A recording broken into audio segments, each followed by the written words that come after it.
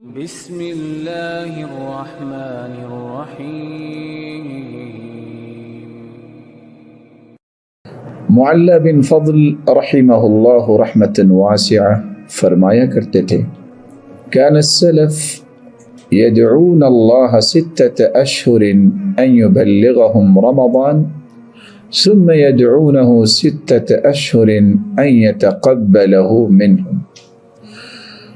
سلف صالحین 6 ماہ تک اللہ رب العزت سے دعا کیا کرتے کہ رمضان المبارک کا مہینہ ان کی زندگی میں آ جائے، ان کے نصیب میں لکھا جائے۔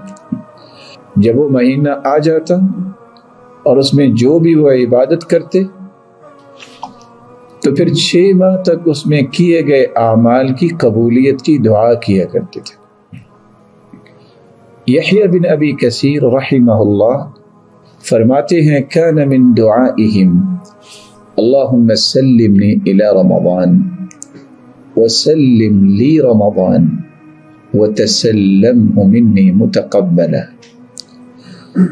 سلف صالحین یہ دعا کیا کرتے، اے اللہ مجھے رمضان المبارک کے مہینے تک سلامتی اور عافیت میں رکھنا، اور رمضان المبارک کو بھی میرے لیے سلامتی والا بنا دے۔ اے اللہ تو اس مہینے کی عبادات کو میری طرف سے پھر قبول و منظور بھی فرما لے۔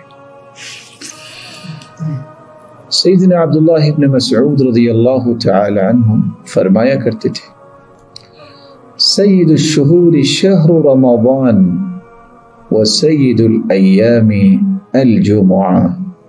تمام مہینوں کا سردار رمضان المبارک کا مہینہ ہے،